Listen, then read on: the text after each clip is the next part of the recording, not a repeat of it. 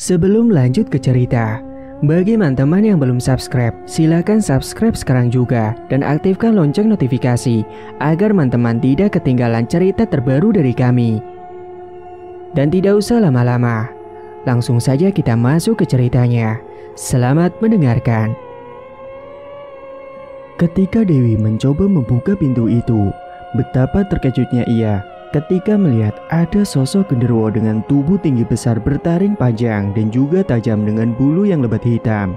Sosok itu menatap tajam ke arah Dewi dengan kedua matanya yang merah menyala. "Hah!" teriak Dewi. Saat itu aku yang sedang duduk di depan teras rumah mendengar cerita dari Dewi langsung ke belakang, segera bergegas masuk ke dalam untuk melihat apa yang telah terjadi. "Ada apa, Wi?" Namun saat aku hampiri Dewi, ia sudah dalam keadaan kaku, tidak berdaya dengan keringat yang bercucuran membasahi tubuhnya. Tangannya pun terasa kaku, bahkan kedua matanya kosong dengan tatapan tajam melotot. "Wi, kamu kenapa?" teriakku panik. Segera aku langsung membawa tubuhnya masuk ke dalam kamar dan aku baringkan di atas kasur. Aku pun kemudian menuju ke dapur untuk mengambilkan air putih. Beberapa saat kemudian aku pun langsung kembali ke kamar. "Ini diminum dulu, Dek," ucapku sembari menyodorkan segelas air putih. Tubuh Dewi sudah terasa lebih baik, tidak kaku lagi, sehingga dia sudah bisa untuk memegang gelas sendiri. Air putih itu pun dia teguk secara perlahan. Setelah sudah sedikit tenang, aku mencoba untuk menanyakan kepadanya apa yang sebenarnya sudah terjadi padanya. "Kamu tadi kenapa, Dek? Kok bisa seperti itu?" "Tadi pas aku buat kopi itu, aku dengar ada suara tapakan kaki, Mas. Suaranya berat sekali, ada di belakang rumah. Karena aku penasaran, akhirnya aku pun melihat ke belakang. Dan pas aku buka pintu, ternyata di belakang rumah ada sosok genderuwo, Mas," jelas Dewi yang ketakutan. "Ah, masa sih, Dek? Kamu itu kan akhir-akhir ini sering ngelamun, sering kecapean. Nah, mungkin itu kamu palingan cuma berhalusinasi saja, Dek," ucapku kemudian. "Beneran, Mas? Masa kamu gak percaya sih sama aku?" "Udah ya, kamu istirahat aja. Nanti biar aku bikin kopi sendiri aja." Dewi pun menghela napas panjang ketika mendengar perkataanku. Singkat cerita, hari demi hari telah berlalu. Dewi pun sudah membaik. Dia sudah bisa seperti dulu lagi. Dia suka berkumpul-kumpul bersama dengan teman-teman arisanya. Aku pun berpamitan untuk pulang ke rumahnya Siska karena sudah sekitar 2 bulan aku tidak pulang. Takut nanti malah Siska curiga terhadapku.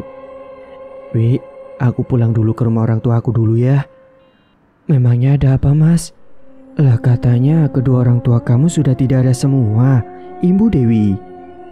"Iya, Dek, aku ada urusan dengan adikku. Kan dia tinggalnya di rumah peninggalan orang tuaku," jawabku kemudian. "Oh gitu, ya udah kalau gitu aku ikut ya, Mas," ucap Dewi. Nggak usah, kamu kan masih capek. Kamu sini aja ya. Sekalian nanti habis dari rumah orang tuaku, aku ada urusan di kota lain, Dek, sekitar 1 bulan. Dewi pun menghela napas panjang dan berpasrah dengan ucapan yang dilontarkan olehku. "Ya udah, kamu hati-hati ya, Mas, di jalan." "Iya, Dek, kamu juga jaga diri baik-baik ya di rumah." Dia langsung menganggukkan kepala menjawab ucapan yang aku katakan. Saat itu aku pun langsung bergegas pergi naik mobil sendirian membawa koper dan beberapa perlengkapan lainnya. Perjalanan yang aku tempuh menuju ke rumah Siska dari rumah Dewi sekitar 3 jam. Aku memang sengaja membawa jauh Dewi dari tempat tinggalku dan tinggal di kota lain. Beberapa jam kemudian, akhirnya aku pun sampai juga di rumah. Aku pun langsung mengetuk pintu rumah Siska. "Assalamualaikum." "Waalaikumsalam." "Mas, akhirnya kamu pulang juga." "Iya, Dek. Kamu lagi ngapain?" "Itu, Mas, aku lagi masak buat makan siang nanti." "Sini kopernya sama tasnya, Mas. Kamu pasti capek kan?" ucap Siska.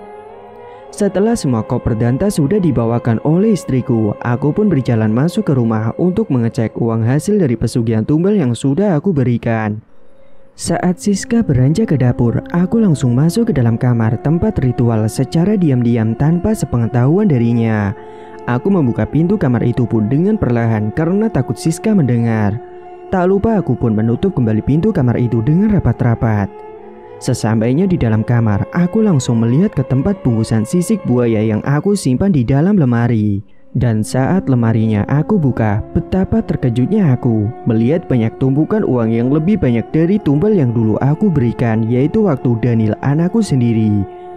Wah, kalau gini terus bisa semakin kaya raya dong aku, gumamku yang merasa senang. Aku harus cari selingkuhan lagi dan aku harus mendapatkan anak pertama, ucapku kemudian pada diri sendiri.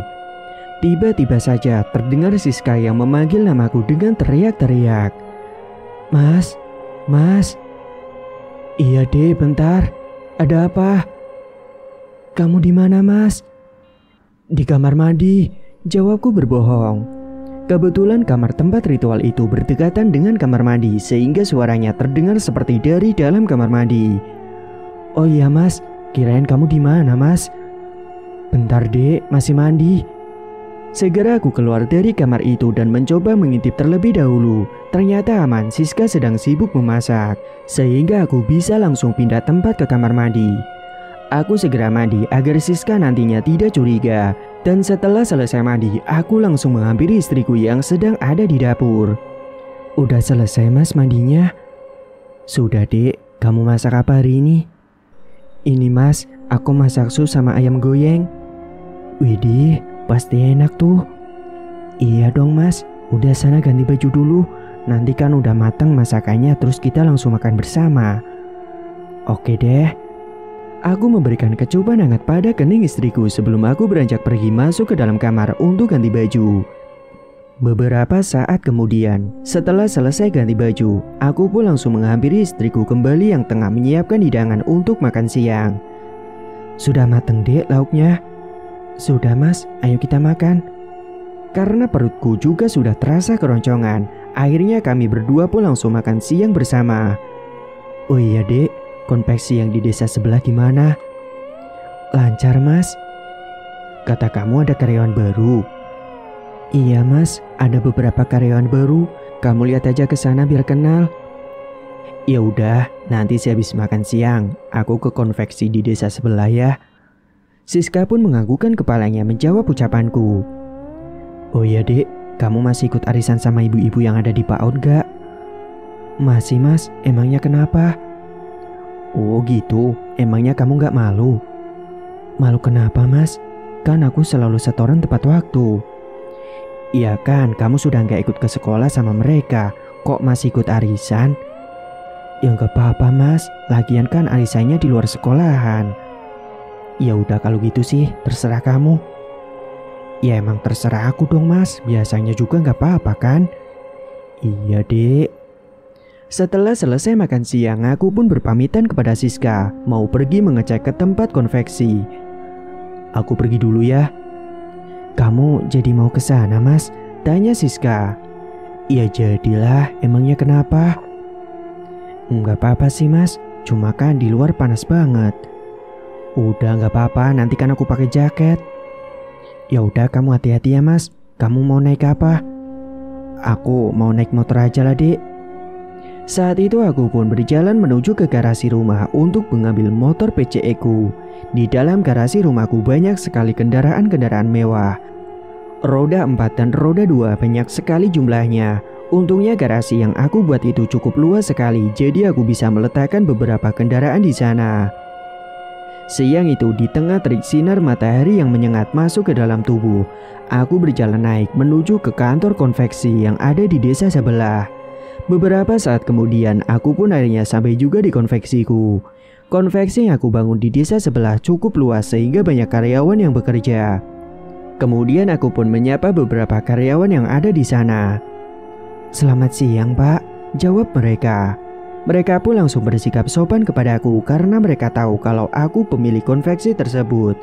Namun aku langsung tertarik pada salah satu karyawan perempuan yang sangat cantik dan kalem sedang mengerjakan bagian helper. Lalu aku mencoba untuk menanyakan kepada karyawan yang lain nama karyawan perempuan itu. Bentar, kamu tahu gak nama dia siapa? Oh, itu Bella Pak, karyawan baru di sini. Bella? Oh, dia yang baru 2 minggu di sini ya? Tanyaku memastikan. Iya betul Pak. Kok Bapak tahu? Saya tahu dari istri saya. Ya udah, kamu lanjut kerja lagi sana. Baik Pak.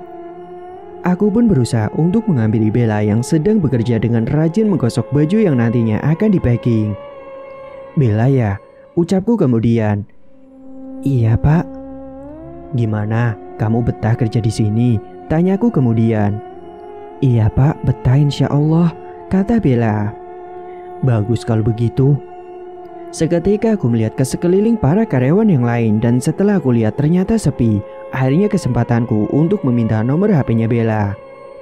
Bel, saya minta nomor HP kamu boleh nggak? Maaf Pak, buat apa ya?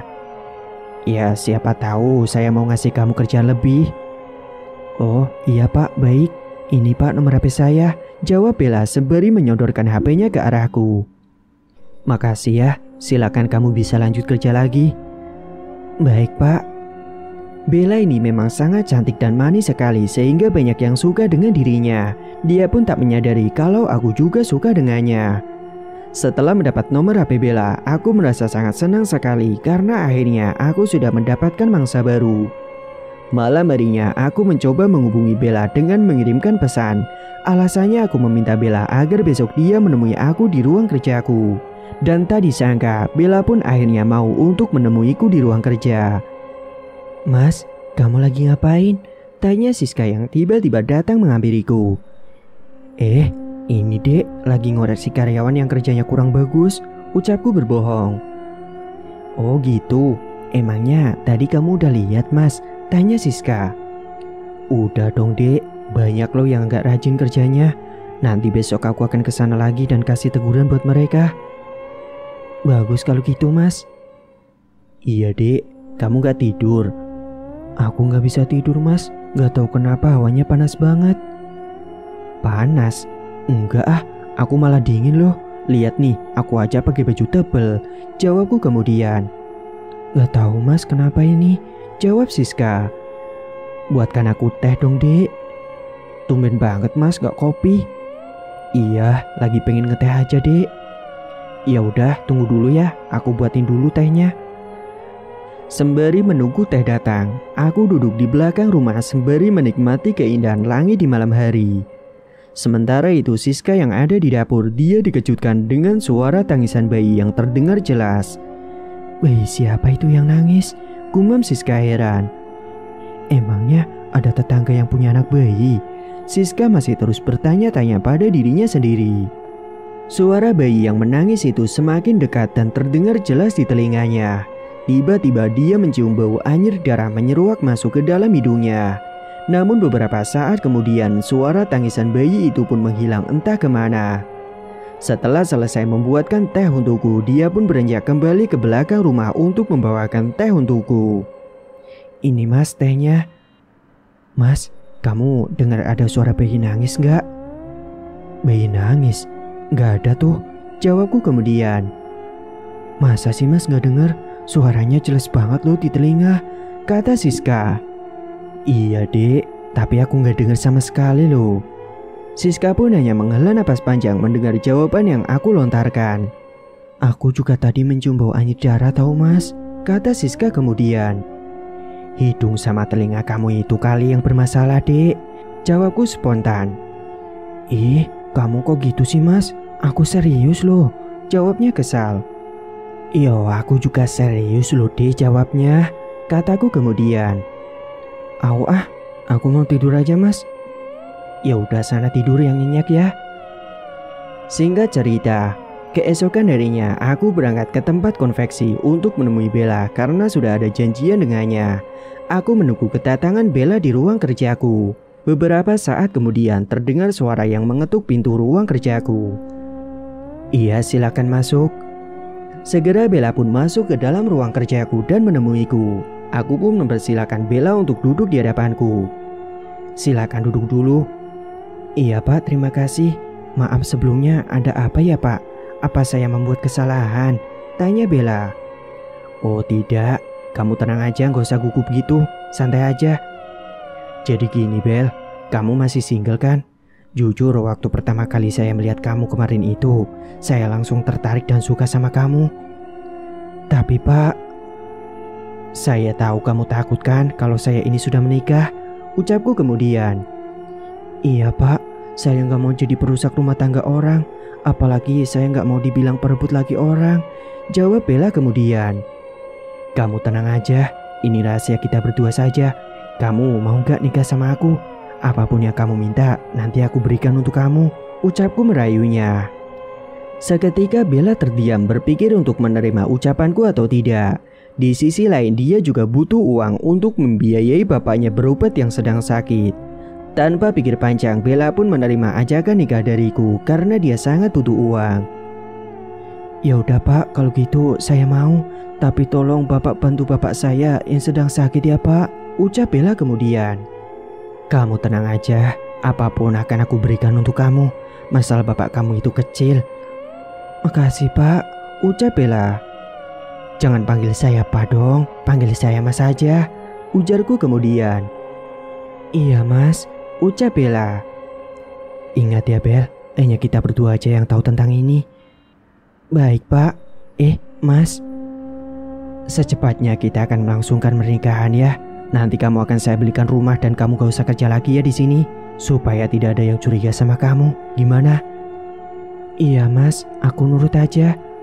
Bagus kalau gitu. Ya sudah, kamu lanjut kerja saja dulu sana. Bella pun menganggukkan kepalanya menjawab ucapanku.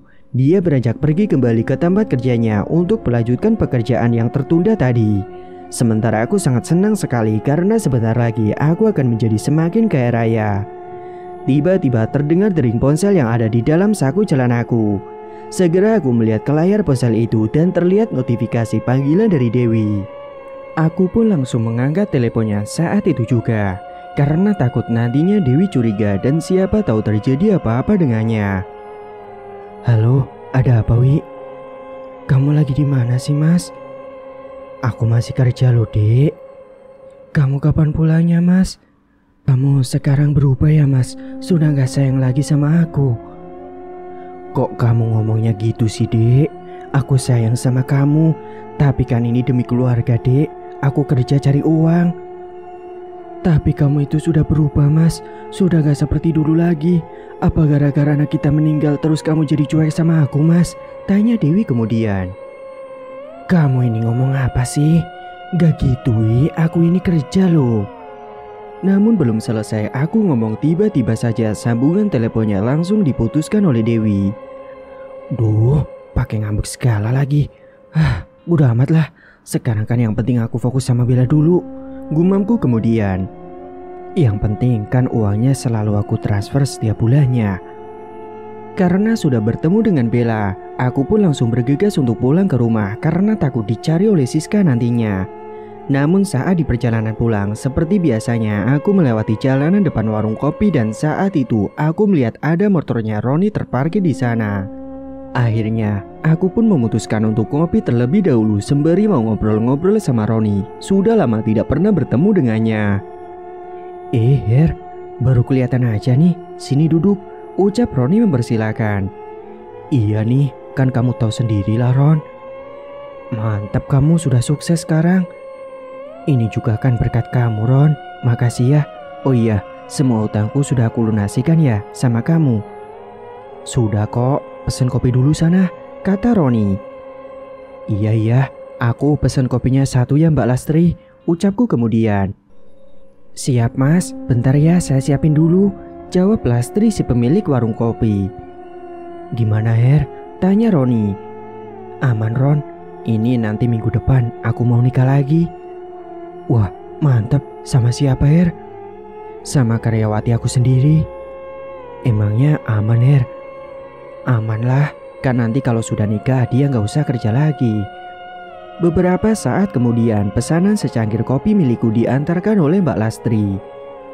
Ini Mas kopinya silakan. Iya, makasih ya Mbak Lastri yang cantik. Mas Heru bisa aja, genit Lastri. Kemudian aku melanjutkan obrolannya dengan Roni dan sesekali aku menyeruput kopiku. Kalau kamu sendiri gimana Ron? Sudah nikah berapa kali kamu? Tanyaku penasaran. Kamu mau tahu aja apa mau tahu banget Her? Tanya Roni. Ya mau tahu banget lah Ron. Tapi kamu jangan kaget lo ya. Iya, aku gak akan kaget kok. Berapa emangnya? Sudah 10 Er. Mau 11 ini. Ah, kok bisa banyak banget Ron? Loh, katanya gak kaget. Ya gimana, soalnya kan ada istri yang aku nikahi, tapi tak bisa punya anak. Ya jadi aku harus cepat-cepat cari istri penggantinya. Terus istrimu yang pertama tahu gak Ron? Enggak lah, main aman aku. Emangnya gak ada yang curiga sedikit pun gitu Ron? Enggak Er. Sore mulai petang, aku pun bergegas untuk pulang karena takut dicari oleh istriku. Aku pulang dulu ya Ron. Masih sore loh Er, kok buru-buru banget? Iya, soalnya takut Siska nyariin. Dan benar, tiba-tiba saja saat aku akan pulang, ponselku berdering di dalam saku celana. Segera aku mengambil ponselku dan melihat notifikasi telepon yang ada di layar HP. Ternyata yang nelpon adalah istriku. Tuh kan bener udah dicariin Ron. Halah, kamu tuh suami takut istri, kata Roni mengejeknya. Hus, diam dulu, aku mau angkat teleponnya. Roni pun terdiam dan dia melakukan aktivitas lain dengan menyeruput secangkir kopi yang sedari tadi sudah dingin. Halo mas, kamu di mana? Halo dek, ini aku mampir dulu sebentar di warung kopi, ketemu sama Roni. Udah sore mas, pulang. Ini ada temanmu juga datang ke rumah. Siapa dek? Tanto mas sama Parjo. Mau apa mereka? Nggak tahu mas, makanya kamu pulang sekarang. Mereka udah nunggu dari tadi loh. Iya, ini aku pulang sekarang. Lalu aku langsung memutus sambungan telepon dengan Siska. Dan segera aku membayar kopi yang aku pesan tadi. Mbak Lastri, aku mau bayar kopi sama jajananku nih. Iya mas, semuanya jadi 10.000 aja. Aku langsung merogoh saku dan mengambil uang yang ada di dalam dompet. Ini mbak uangnya. Bentar, saya ambilkan dulu kembaliannya mas. Gak usah mbak, ambil aja kembaliannya. Ya udah, terima kasih mas. Aku menganggukkan kepala menjawab ucapan dari Mbak Lastri. Segera aku pun berpamitan kepada Roni. Ron, aku pulang dulu ya, ada temanku di rumah. Iya ya, hati-hati ya. Langit terlihat sudah semakin gelap, apalagi dibarengi dengan awan yang terlihat mendung. Aku mengendarai motor untuk pulang ke rumah. Beberapa saat kemudian, akhirnya aku pun sampai juga di rumah. Sesampainya di rumah, tiba-tiba saja gerimis mulai turun. Terlihat di depan halaman rumahku sudah ada sebuah sepeda motor yang terparkir di sana, yang tidak lain adalah milik Parjo. Aku langsung menyambangi rumahku dan menemui kedua temanku yang sudah lama tidak berjumpa. Assalamualaikum. Waalaikumsalam. Di ruang tamu sudah terdapat Parjo, Tanto dan juga istriku yang tengah duduk dan sudah dihidangkan minuman kopi serta beberapa cemilan. Her, gemukan sekarang kamu ya. Aku pun menjawab dengan tersenyum ucapan dari Parjo. Saat itu aku langsung duduk bergabung dengan mereka. Gimana, sudah nunggu lama ya? Enggak kok Her, jawab Tanto. Aku masuk dulu ya mas, kalian lanjutin aja ngobrolnya, timbal Siska. Iya dek. Kamu katanya merantau Jo? Tanyaku kemudian. Ah, sama aja sepi di sana Her. Ya memang sih keadaannya serba susah kalau kayak gini, ucapku. Makanya kita berdua datang ke sini tuh mau cari kerjaan sama kamu Her. Kamu kan sekarang sudah sukses, ujar Tanto. Sebenarnya sih ada di konveksi, apa kalian mau kerja menjahit? Tanyaku kemudian. Mau Her, mau, daripada nggak ada kerjaan, kata Parjo. Iya Her, aku juga mau kerja apa aja deh, timbal Tanto. Ya sudah, mulai besok kalian kerja di konveksi aku aja ya, yang di desa ini. Emangnya kamu punya berapa konveksi Her? Tanya Parjo. Ya alhamdulillah ada sekitar 5 lebih lah, ujarku kemudian. Hebat kamu Her, bisa jadi kaya raya seperti sekarang ini, ujar Tanto. Saat aku dan kedua temanku sedang ngobrol asik, istriku tengah sibuk memasak di dapur untuk kami bertiga nanti makan bersama. Suara azan mulai berkumandang dari toa musola dan masjid yang saling bersahutan dibarengi dengan suara hujan yang deras. Kita numpang sholat dulu ya, ucap Parjo. Oh iya silakan boleh. Malam itu hujan semakin deras dan tidak memungkinkan untuk mereka berdua untuk pulang. Kamar mandinya di mana ya, Her? Itu di sebelah pojok, Tok. Ucapku sembari menuju ke arah kamar mandi. Aku wudhu dulu ya. Tanto kemudian bangkit dan beranjak berjalan menuju ke kamar mandi yang kebetulan kamar mandinya berdekatan dengan kamar ritual yang dilakukan olehku. Saat itu Tanto melewati kamar ritual dan dia mengendus-ngendus karena dia mencium aroma bau kemenyan dan bau kembang-kembangan. Kok baunya aneh ya? Gumam Tanto. Ketika Tanto hendak melangkah menuju ke kamar mandi berada di sebelah kamar itu, tiba-tiba saja dia mendengar ada suara seperti ada yang mengetuk tembok. Suara apa itu? Jangan-jangan ada tikus di dalam kamar ini, ucap Tanto pada dirinya sendiri. Karena penasaran, akhirnya Tanto pun berusaha untuk membuka pintu kamar rahasia itu. Dan betapa terkejutnya Tanto ketika tiba-tiba saja vas bunga yang ada di atas meja samping kamar itu jatuh dengan sendirinya. Sontak aku dan Parjo yang ada di ruang tamu pun mendengar suara vas bunga yang jatuh. Suara apa itu, Her? Tanya Parjo. Aku juga gak tahu, Cok. Ayo kita lihat. Segera aku dan Parjo pun berjalan menghampiri Tanto yang hendak masuk ke dalam kamar itu. Tok, teriakku dari jauh. Seketika Tanto pun terperanjat karena dikejutkan dengan kedatanganku dan Parjo. Akhirnya dia melepaskan tangan pada gagang itu. Kamu mau ngapain? Tadi apa yang pecah? Tanyaku khawatir. Ini, Her, gak tahu tiba-tiba saja vas bunganya jatuh sendiri. Kalau aku ya mau ke kamar mandi lah. Katamu kamar mandinya di sini kan? Ucap Tanto. Bukan yang itu, Tok, kamar mandinya. Tapi yang itu, ucapku sembari menuju ke arah kamar mandi yang ada di samping kamar rahasia. Oh iya ya, maaf ya, Her, aku gak tahu. Jawab Tanto. Ya udah nggak apa-apa, nanti biar Siska yang beresin pecahan kacanya, ujarku kemudian. Emangnya ini kamarnya siapa, Her? Kok baunya kembang? Tanya Tanto penasaran. Ini tuh gudang, Tok. Udah sana katanya mau ambil wudhu. Iya ya, Her.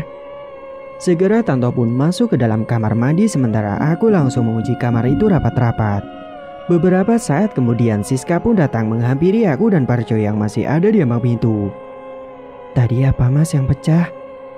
Ini, Dek, vas bunganya pecah. Kok bisa, Mas? Kesenggol? Tanyanya kemudian. Gak tahu, Dek, kata Tanto tadi jatuh sendiri. Udah kamu tolong bersihin aja ya pecahan kacanya, takut nanti kena kaki. Iya, Mas. Saat itu aku dan Parjo pun kembali lagi ke ruang tamu menunggu giliran wudhu dari Tanto. Di dalam rumahku sudah disediakan tempat khusus untuk beribadah. Tanto yang melaksanakan sholat terlebih dahulu. Ketika dia sedang sholat, tiba-tiba saja ada angin kencang datang masuk ke dalam ruangan sholat. Tidak hanya itu, jendela yang tadinya hanya terbuka, kini terkena angin kemudian jadi buka tutup sendiri. Akan tetapi, Tanto masih terus fokus dalam menjalankan sholatnya. Meskipun hawa dingin mulai merasuk ke dalam tulangnya, membuat bulu kuduk merinding. Dia masih terus tetap fokus dan khusyuk, bahkan sajadahnya pun terlipat karena terkena angin. Beberapa saat kemudian setelah selesai melaksanakan sholat, Tanto melihat ada sosok bayangan putih yang melintas melewati jendela. Karena posisi jendelanya yang berada tepat di hadapannya, sehingga sekilas dia melihat bayangan putih itu ketika dia sedang berzikir. Astagfirullah, apa itu? Gumam Tanto. Namun sekilas bayangan itu lewat, tapi setelahnya bayangan putih itu berubah menjadi sosok kuntilanak yang berdiri tepat di depan jendela. Rambutnya acak-acakan, dengan pakaian putih lusuh dan berdiri membelakangi tubuh Tanto. Seketika bulu kuduknya langsung berdiri merinding semua karena takut melihat sosok itu. Dia pun segera menyelesaikan zikirnya. Kemudian dia segera kembali menghampiriku dan Parjo yang ada di ruang tamu. Sudah selesai, Tok? Tanyaku kemudian. Sudah, Her, jawabnya lemes. Kamu kenapa, Tok? Kok wajahnya pucat gitu? Kamu lapar ya? Tanyaku kemudian. Tanto hanya menjawab dengan menggeleng-gelengkan kepalanya. Setelah itu Parjo giliran yang melaksanakan sholatnya. Saat Parjo sedang wudhu, dia merasa seperti ada yang mengawasi. Bulu kuduknya semakin merinding dan betapa terkejutnya Parjo ketika sedang mengusap wajah dengan air wudhu itu. Air yang ia usapkan ke wajah tiba-tiba saja berubah menjadi darah merah kental. Sontak dia pun langsung berteriak kencang dan ambruk pingsan di tempat. Aku dan Tanto yang mendengar teriakan dari Parjo langsung bangkit dan menghampiri dirinya yang ternyata pingsan di kamar mandiku. Dan karena panik pintu kamar mandinya kekunci dari dalam, akhirnya pintu itu langsung aku dobrak dengan keras. Sontak aku dan Tanto terkejut melihat tubuh Parjo sudah terkapar di dalam kamar mandi. Lalu aku dan Tanto membawa tubuh Parjo ke ruang tengah untuk menyadarkannya. Siska langsung mengambilkan segelas air putih supaya jika nanti Parjo sudah sadar, dia bisa langsung minum air putih itu agar bisa tenang kembali. Sesekali aku dan Tanto mengolesi minyak kayu putih ke beberapa bagian tubuh Parjo, berharap ia agar cepat sadar. "Jok, bangun Jok," ucapku. Sekitar 15 menit kemudian, akhirnya Parjo pun tersadar kembali, namun masih dalam keadaan setengah sadar. Dia juga seperti orang yang kebingungan dan linglung. "Ini disuruh minum dulu Mas," ucap Siska sembari menyodorkan segelas air putih. "Minum Jok biar tenang." Parjo pun menegak segelas air putih dan dia pun sudah terasa lebih tenang. "Kamu tadi kenapa Jok?" tanya Tanto penasaran.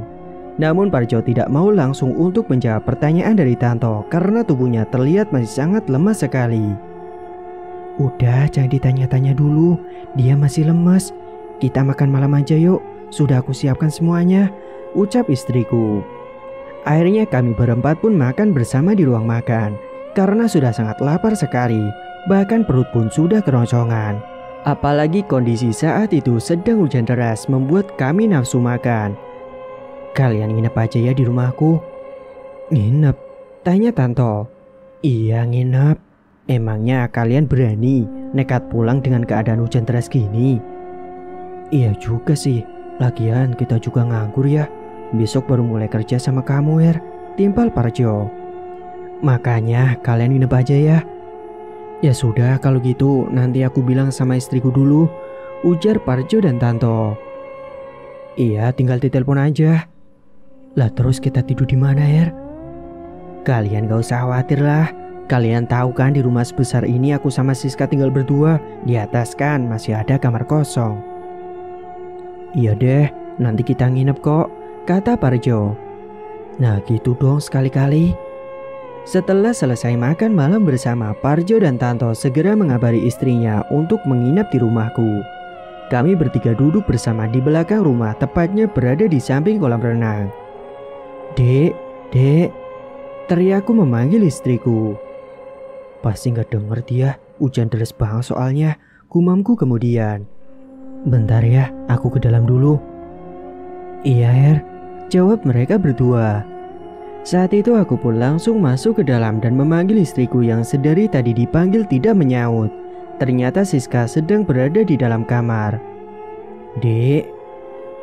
"Iya Mas, ada apa?" "Kamu dari tadi dipanggilin pasti gak denger ya?" tanyaku kemudian. "Emangnya kamu manggil aku Mas?" "Ya iyalah, makanya aku kesini manggil kamu." "Ya udah maaf, memangnya ada apa Mas?" "Aku minta tolong buatkan kopi 3 ya, buat kedua temanku juga." "Iya Mas." "Ya udah cepet ya Dek." Lalu aku pun langsung beranjak berjalan kembali ke belakang rumah menghampiri Parjo dan Tanto. "Gimana, istri kalian udah pada dikabarin belum?" "Sudah Er, dibolehkan kok, dia juga ngertiin kalau emang hujan deras," jawab Tanto. "Kalau kamu gimana Jo?" "Sama Er, dibolehin kok." "Nah gitu dong, kan kita bisa kumpul lagi seperti dulu." Beberapa saat kemudian istriku pun datang membawakan beberapa cangkir kopi yang diletakkan di atas penampan. "Ini Mas kopinya, mau ditaruh di mana?" tanya Siska. "Taruh atas meja saja Dek," ucapku kemudian. "Makasih ya Mbak Siska," ucap Parjo dan Tanto. "Iya sama-sama." Setelah mengantarkan kopi ke belakang rumah, kemudian istriku pun kembali ke dalam kamar. Namun saat berada di dalam kamar, tiba-tiba saja Siska mencium bau busuk yang menyeruak masuk ke dalam hidung.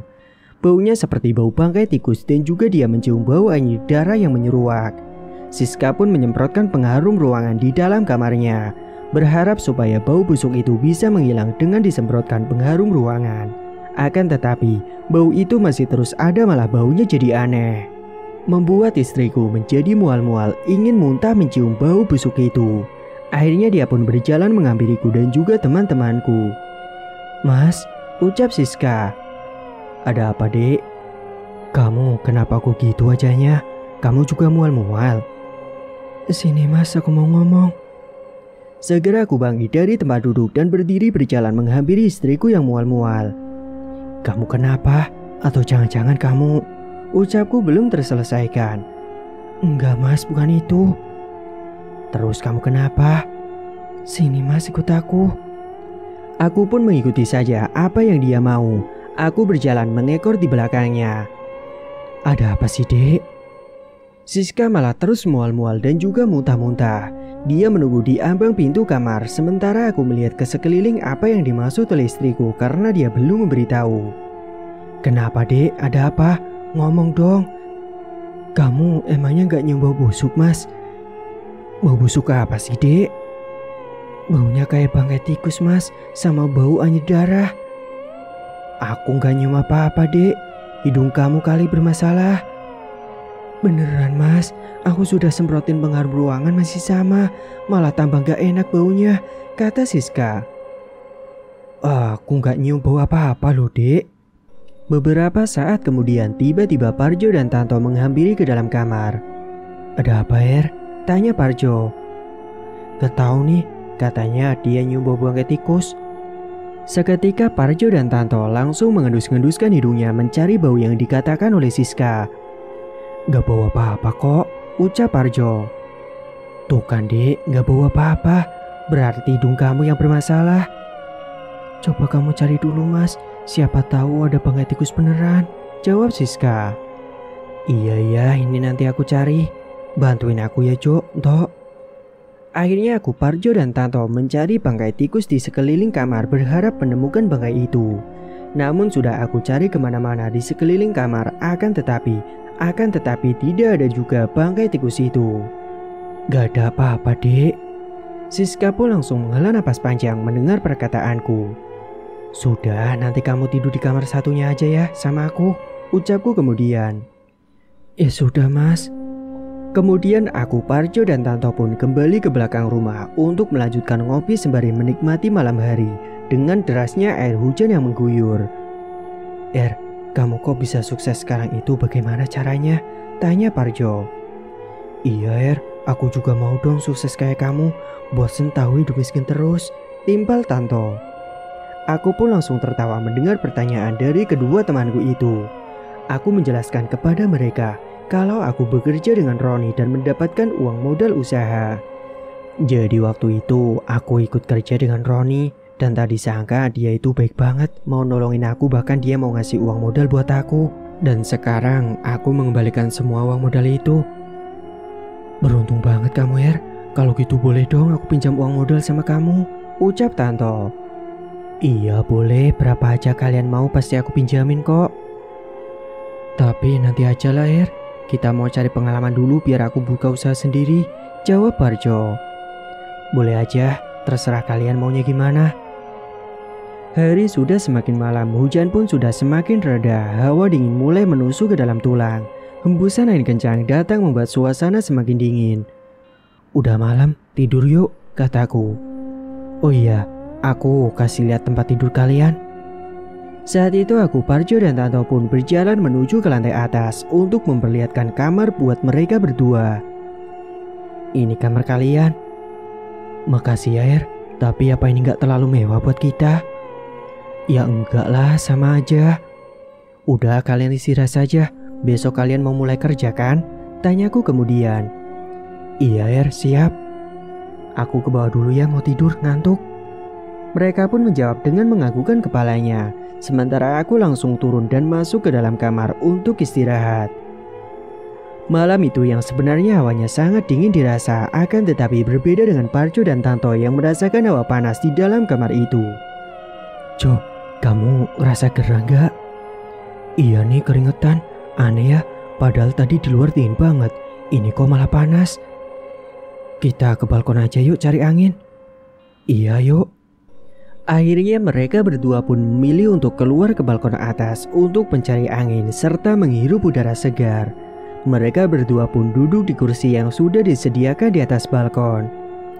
Tiba-tiba saja mereka langsung merinding. ketika keduanya mendengar ada suara wanita yang bersenandung. "Cok, suara apa itu?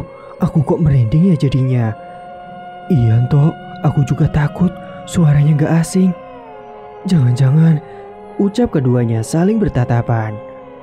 Ketika mereka berdua sedang saling bertatapan, tiba-tiba saja sosok wanita itu tertawa mengikik. Sontak Parjo dan Tanto langsung melihat ke arah pohon yang tepat ada di samping rumahku.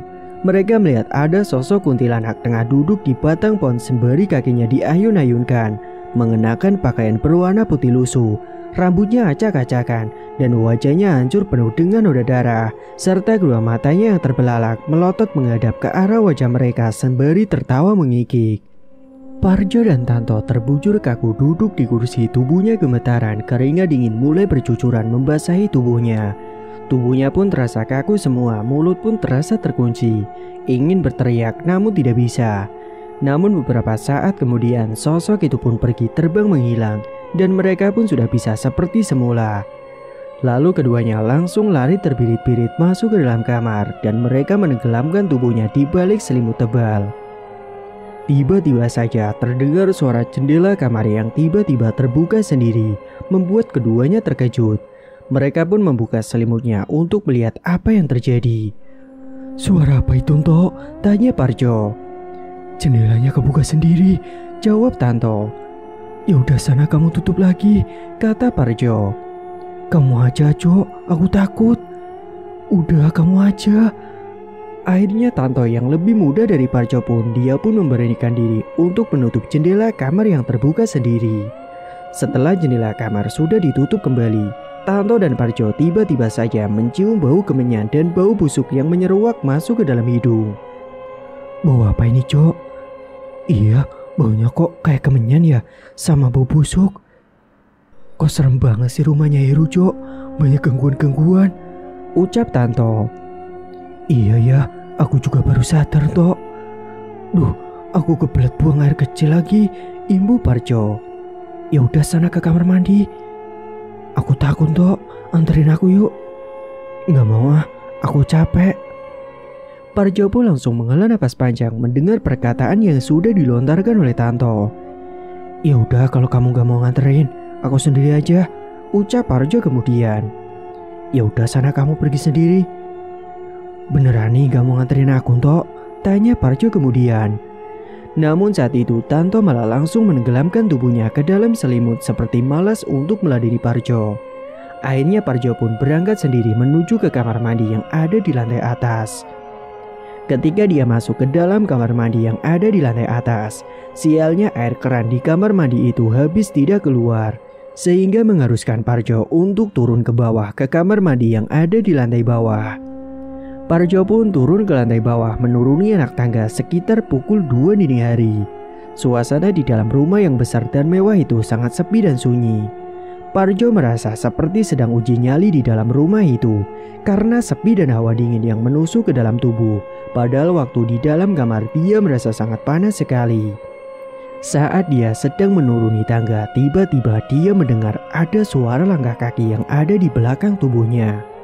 Suara langkah kakinya seperti kaki tepat berada di belakang tubuhnya Parjo dan membuat dia merinding ketakutan. Ingin melihat ke belakang, namun tidak berani. Bulu kuduknya langsung berdiri semua karena merinding takut. Namun Parjo berusaha untuk tidak menghiraukan suara itu. Dia pun melanjutkan berjalan kaki menuruni anak tangga.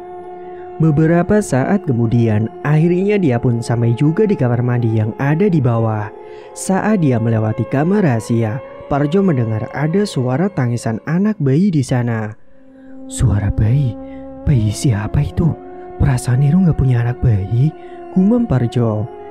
Karena penasaran, Parjo pun akhirnya mengintip alias menguping dari balik daun pintu. Dan benar, suara tangisan bayi itu terdengar sangat jelas sekali di telinga. Dia juga mencium bau anyir darah dari balik pintu kamar itu.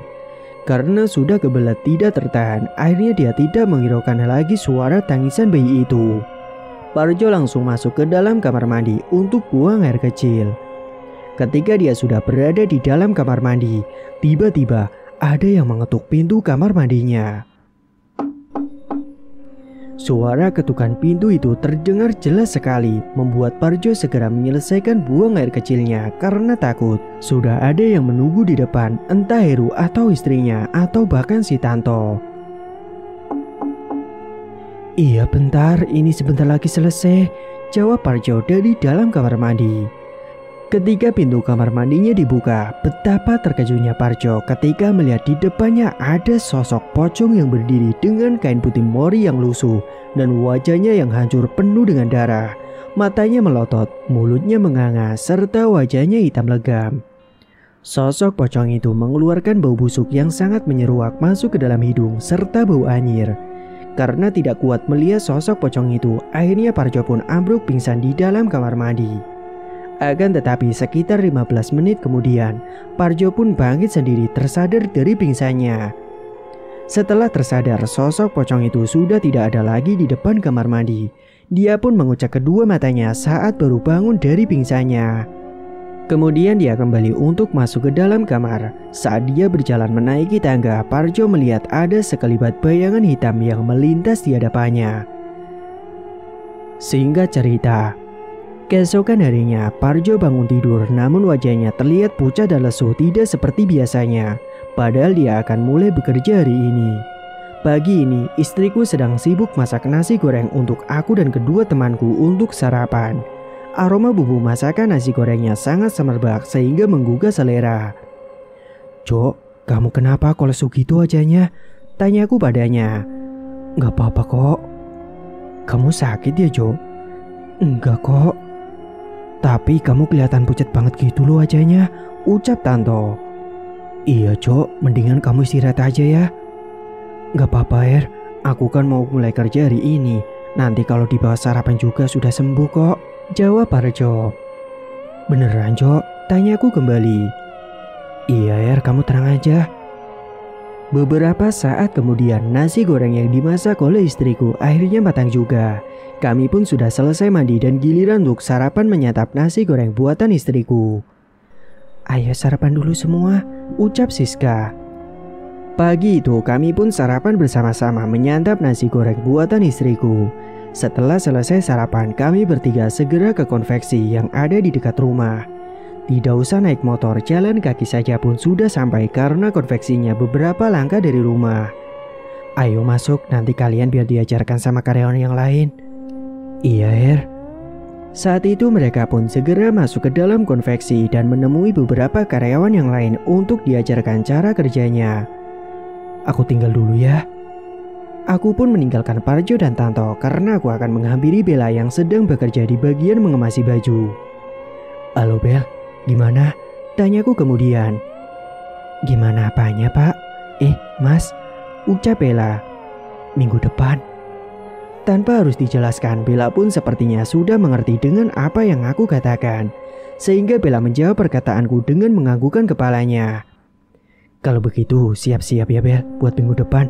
Besok kamu gak usah kerja lagi," ungkapku kemudian.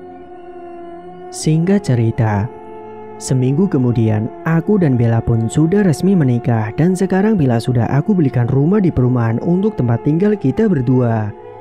Karena waktunya sudah semakin dekat, segera aku harus menyiapkan anak pertama. Dan setelah menikah, aku langsung tinggal bersama dengan Bella di rumah baru. Siska tidak tahu kalau aku sudah menikah kembali dengan Bella. Karena waktu itu Bella resign dengan Siska yang alasan mau pindah kerjaan. Sehingga dia tidak akan curiga dan tidak akan tahu.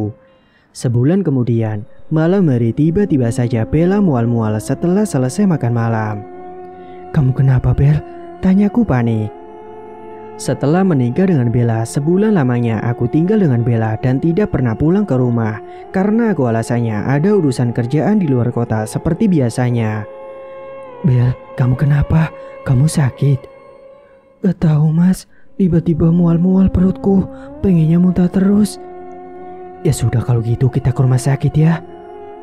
Aku langsung memapah Bella untuk berjalan menuju ke mobil yang ada di depan rumah. Wajahnya terlihat sangat pucat sekali dan tubuhnya pun lemas. Segera aku langsung melajukan kecepatan mobilnya dan berharap cepat sampai di rumah sakit. Di tengah perjalanan, Bella terus mual-mual dan juga muntah. Untungnya aku sedia kantong kresek. Beberapa saat kemudian, akhirnya kami berdua pun sampai juga di rumah sakit. Sesampainya di rumah sakit, Bella langsung ditangani oleh dokter dan kemudian diperiksa. Sementara aku menunggu di depan ruangan, duduk di kursi ruang tunggu, dan setelah menunggu beberapa saat, dokter pun keluar langsung menemuiku. "Gimana dok keadaan istriku?" "Bu Bella baik-baik saja pak. Ayo masuk pak, kita bicarakan di dalam ruangan saja," ajak si dokter. Akhirnya aku pun masuk ke dalam dan duduk bersampingan dengan Bella mencermati perkataan dari dokter. "Selamat ya pak, bu, sebentar lagi kalian akan menjadi orang tua," ucap dokter. "Serius dok?" tanyaku memastikan. "Iya pak, selamat ya."